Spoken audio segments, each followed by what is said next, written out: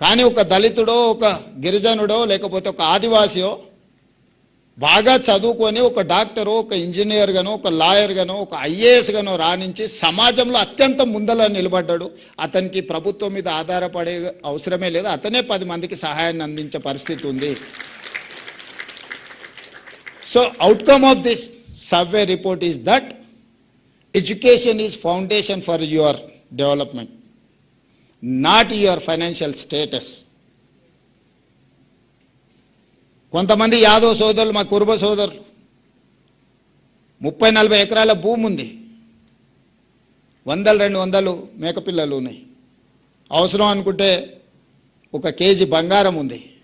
కానీ పిల్లల్ని చదివించుకోకపోవడం వల్లనో లేకపోతే ఇతర కారణాల వల్ల వాళ్ళు ఈ సమాజంలో జరుగుతున్న మార్పును, ఈ సమాజం ఏ వైపు పోతుందో వాళ్ళు తెలుసుకునే అవకాశమే లేకుండా పోయింది.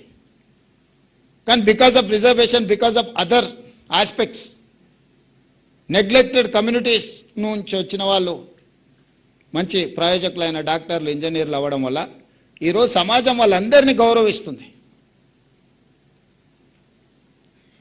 సమాజంలో ఆస్తులు ఉన్న వాళ్ళు చాలామంది వచ్చి వాళ్ళకి నమస్కారం పెడుతున్నారు, వాళ్ళ దగ్గర అవసరానికి వచ్చి చేయి చేస్తున్నారు. మీరు సాయం చేయండి సార్, మీరు వైద్యం చేయండి సార్, మీరు మా పిల్లలకు చదువు చెప్పండి సార్, మీరు కలెక్టరో లేకపోతే మీరు ఐపీఎస్ఓ అయితే వాళ్ళ దగ్గరికి వెళ్ళి మా ఈ సమస్య ఉన్నది పరిష్కరించండి సార్, మా గ్రామానికో మా కుటుంబానికో అని చెప్పుకుంటున్నాం.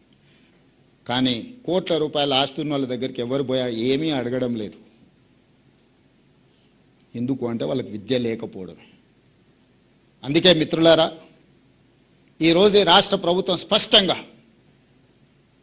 ఇల్లు, పెన్షన్, అసైన్మెంట్ భూములు ఇవన్నీ మీ జీవితంలో సమూలమైన మార్పు వస్తుంది అని నేను ఆశించడం లేదు. అవన్నీ ప్రభుత్వం చేయాల్సిందే, చేస్తుంది. ప్రభుత్వం ఆదాయం పెంచాలి, పేదలకు పంచాలి అనేది మా ఆలోచనే. కానీ ప్రతి తరానికి ఇదే చేయాల్సిన పరిస్థితి. ఒక తరంలో నేను ఒక డాక్టర్నో ఒక ఇంజనీర్నో ఒక ప్రయోజకుని తయారు చేస్తే ఇంకా భవిష్యత్ తరాల కోసం ఈ ప్రభుత్వం వైపు చూడకుండా వాళ్ళని ఈ సమాజంలో సొంత కాళ్ళ మీద నిలబెట్టగలిగిన పరిస్థితి వస్తుంది. ఆ నిలబెట్టగలిగిన శక్తి మీ దగ్గరనే ఉంది. ఆ నిలబెట్టగలిగిన శక్తి ఇక్కడనే ఉంది, ఉపాధ్యాయుల దగ్గర ఉంది. బడ్జెట్ ఖర్చు పెట్టట్లేదా? పెడుతున్నాం. ఈ సంవత్సరం దాదాపుగా 30,000 కోట్లు బడ్జెట్లో 9% విద్య మీద ఖర్చు పెడుతున్నాం. ఈరోజు మీ ముందర నేను చెప్పదలుచుకున్నా, దాదాపుగా 27,50,000 మంది విద్యార్థులు తెలంగాణ రాష్ట్రంలో చదువుకుంటే ఒక్కొక్క విద్యార్థి మీద 1,08,000 కోట్ల రూపాయలు నా ప్రభుత్వం ఖర్చు పెడుతుంది. ఒక్క విద్యార్థి మీద రాష్ట్ర ప్రభుత్వం పెడుతున్న ఖర్చు 1,08,000 రూపాయలు ఈరోజు ఖర్చు అవుతుంది. నేను లెక్క తీసిన ఒక్కొక్క విద్యార్థి మీద నా ప్రభుత్వం ఎంత ఖర్చు పెడుతుందని. మరి 1,08,000 రూపాయలు నేను ఖర్చు పెట్టినప్పుడు ఆ పిల్లలకి ఎంత నాణ్యమైన విద్యను అందించాలో మీరు ఒకసారి ఆలోచన చేయండి. ఇవాళ ప్రైవేట్ స్కూల్కు పంపించుకుంటే నెలకు 2,000 ఫీజు కట్టుకున్న తల్లిదండ్రులు వాళ్ళు పెడుతున్న ఖర్చు 24,000.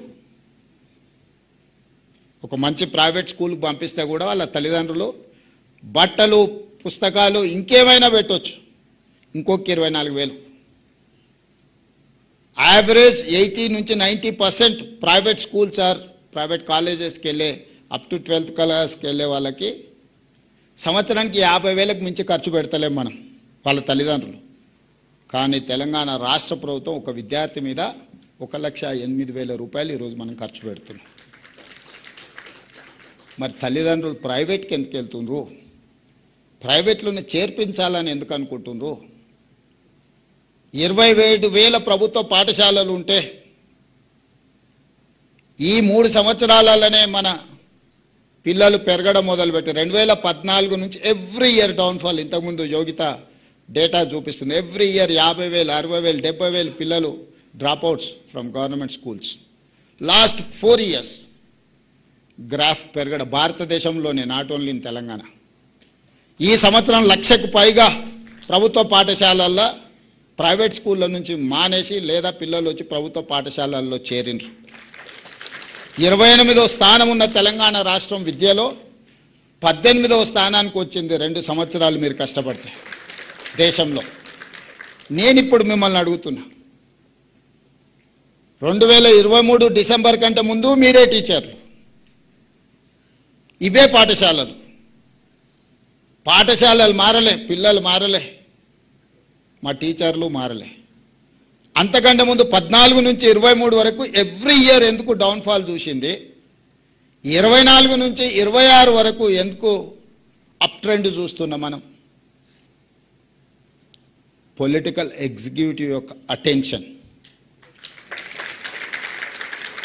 మా అటెన్షన్, మా ఫోకస్ ఎక్కడ ఉంటుందో మా యంత్రాంగం ఫోకస్ కూడా అక్కడనే ఉంటుంది. As a team leader I have to focus on certain things. Then only my chief secretary, my education secretary or my IT secretary will focus on that. నాకే ప్రాధాన్యత లేనప్పుడు నా దగ్గర ఉన్న సిబ్బంది, నాతో కలిసి పనిచేసే సిబ్బంది ఎందుకు వాటి మీద దృష్టి పెడతారు? ఈరోజు కొంతమంది అంటున్నారు, నిన్న మన కొందరు మాట్లాడుతూ ఉంటే తెలంగాణలో విద్యాశాఖకు పూర్తి స్థాయిలో మంత్రి లేడు, అర్జెంటుగా రేవంత్ రెడ్డి గారు పూర్తి స్థాయి మంత్రిని విద్యాశాఖకు నియమించాలని. నేను మిమ్మల్ని అడుగుతున్నా, పర్ఫామ్ చేసినందుకు నేను విద్యాశాఖ నుంచి తొలగాల? లేకపోతే నర్సరీ, ఎల్కేజీ, యూకేజీ ఇంట్రడ్యూస్ చేసి నర్సరీ నుంచి 12th క్లాస్ వరకు బ్రేక్ఫాస్ట్ ఇచ్చినందుకు నేను తొలగాలనా?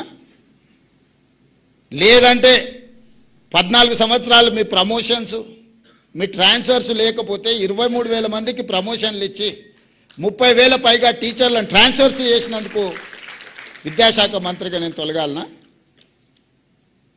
1956లో మొదలుపెట్టిన ఐటీఐలను ఆనాటి డీజిల్ మెకానిక్ లేకపోతే ఆనాడు ఉన్న నైపుణ్యాన్ని ఈ రోజు వరకు 70 సంవత్సరాలైనా అదే నేర్పిస్తున్న ఐటీఐలను ఏటీసీలుగా, అడ్వాన్స్ టెక్నాలజీ సెంటర్స్గా 119 నియోజకవర్గాలలో 119 మొదలుపెట్టి 3,000 కోట్ల రూపాయలు ఖర్చు పెడితే వాటిని అప్గ్రేడ్ చేయడానికి 86% టాటా ఇన్స్టిట్యూట్ ఇన్వెస్ట్ చేసింది. ఓన్లీ 14% స్టేట్ గవర్నమెంట్ పెట్టింది. ట్రైనర్స్ ట్రైనింగ్ టాటా ఇచ్చింది. రాబోయే 10 సంవత్సరాలు ఇన్స్టిట్యూషన్స్ను వాళ్ళే నిర్వహిస్తామని టాటాను తీసుకొచ్చి ఐటీఐలను ఏటీసీలుగా మార్చినందుకు ఈరోజు విద్యాశాఖ మంత్రిగా నేను రాజీనామా చేయాలనా? నిర్లక్ష్యానికి లోనైన పాలిటెక్నిక్లను ఒకప్పుడు ఐటీలో చేరితే మా పిల్లగాడు అమెరికాకి వెళ్తాడు, డాలర్లు వస్తే దాంతోపాటు పెళ్ళై కట్నం కూడా వస్తుంది అనే తల్లిదండ్రులు ఈరోజు ఆర్టిఫిషియల్ ఇంటెలిజెన్స్ వల్ల వేలాది లక్షలాది మంది ఉద్యోగాలు పోయి తల్లిదండ్రులకు భారమై వెనక్కి రాలేక అక్కడ ఉండలేక సమస్యలు ఎదుర్కొంటుంటే ప్రపంచంలో వచ్చిన మార్పు, వైట్ కాలర్ జాబ్స్ లేవు, వైట్ కాలర్ జాబ్స్కు కష్టం అనుకున్నప్పుడు యంగ్ ఇండియా స్కిల్స్ యూనివర్సిటీని మొదలుపెట్టి వాళ్ళకి స్కిల్ నేర్పించి certificate course, diploma course, degree course ప్రపంచంతో పోటీ పడే విధంగా మార్చి young India skills university public private partnership మేమే యూనివర్సిటీ పెడితే నా దగ్గర 14 యూనివర్సిటీలు ఉన్నాయి. వాటి పరిస్థితి ఏముందో ఇక్కడ ఉన్న మా వీసీలు ఉన్నారు, లేకపోతే హైయర్ ఎడ్యుకేషన్ బాలకృష్ణ గారు వీళ్ళందరూ ఉన్నారు. ఇంకొకటి నేను పెట్టినా అదనంగా చేసేది ఏం లేదని చెప్పి young India skills university aided by Anand Mahindra vehicles మీరు చూస్తుంటారు రోడ్ల మీద కార్లు ఇవన్నీ. Mahindra group of companies chairman మన young India skills university chairperson ఈరోజు. Board of directors Reddy labs CEO one of the board of director, Apollo hospital CEO one of the director. ప్రపంచంలోనే success story ఉన్న కార్పొరేట్ కంపెనీల CEOలు ఈరోజు మన young India skills university board of directors. They have to decide curriculum, they have to take student, they have to give training, they have to give job also. ఈరోజు మన young India skills యూనివర్సిటీలో 2 months back vice chancellor గారు announce చేసిండ్రు, 1000 మందికి training ఇస్తే 1000 మందికి ఉద్యోగం వచ్చింది. బోధ్ ఆదిలాబాదులో ఏటీసీలో ట్రైనింగ్ పోయిన అందరికీ టాటా కంపెనీలోనే ఉద్యోగం వచ్చింది. వీటన్నిటిని లేబర్ డిపార్ట్మెంట్లో ఐటీఐలు, పాలిటెక్నిక్ వచ్చేసి టెక్నికల్ ఎడ్యుకేషన్, స్కిల్స్ యూనివర్సిటీ వచ్చేసి ఐటీ అండ్ ఇండస్ట్రీస్ కింద ఉంటే వీటన్నిటిని సింగిల్ అంబ్రెల్లా కిందకి తీసుకొచ్చి యంగ్ ఇండియా స్కిల్స్ యూనివర్సిటీ అండర్లోనే పాలిటెక్నిక్, ఏటీసీలను, ఐటీఐలను అన్నిటిని ఒక దగ్గరికి తీసుకొచ్చి hundreds of crores దాని మీద ఖర్చు పెట్టి పిల్లల్ని ఎంపవర్ చేసి వైట్ కాలర్ జాబ్లని రీప్లేస్ చేయాలంటే బ్లూ కాలర్ జాబ్ అంటే స్కిల్, నైపుణ్యం. విద్య నైపుణ్యం కాదు. Language is not knowledge, language అనేది ఒక కమ్యూనికేట్ చేయడానికి. అమెరికాలో బిచ్చమెత్తుకునేటోడు కూడా ఇంగ్లీష్లో మాట్లాడతాడు. చైనాలో ఇంగ్లీష్ వచ్చిన వాళ్ళు 10% కూడా వెళ్ళరు. జర్మన్లో కూడా hardly 10%. You go and see South Korea. మరి చైనా, జర్మన్, సౌత్ కొరియా ప్రపంచాన్ని ఎట్లా శాసిస్తుంది ఇంగ్లీష్ రాకపోతే? ప్రపంచాన్ని ఈరోజు ఒకవేళ చైనా గిన ఉన్న పలంగా నా అప్పు నాకు గట్టని అమెరికాని అడిగితే వాడు డబ్బులు కట్టలేక ఆ దేశాన్ని వాడికి ఇవ్వాల్సిన పరిస్థితి. అమెరికా క్యాష్ రిచ్ కాదు, చైనా ఇస్ క్యాష్ రిచ్. చైనాకున్న అప్పు అమెరికా కట్టాలంటే వాడి దగ్గర డబ్బులు లేకపోతే వాడి దేశాన్ని తీసి వాడికి అప్పచెప్పాలి. ఊర్లలో అప్పుడప్పుడు మనం భూమి ఇల్లు పెట్టి అప్పు తెచ్చుకుంటే కట్టలేక ఇల్లు భూమి వానికి అప్పులోనికి ఇస్తాం కదా పటానికి. అట్లా అమెరికా దేశాన్ని చైనాకి ఇవ్వాల్సిన పరిస్థితి. అందుకే ఎవరు ఏది మాట్లాడినా, ఎవరు ఏం చెప్పినా, 25 సంవత్సరాలు మనం అమెరికా వైపు చూసినాం, చాలా నేర్చుకున్నాం, చాలా సంపాదించినాం, చాలా గుర్తింపు వచ్చింది.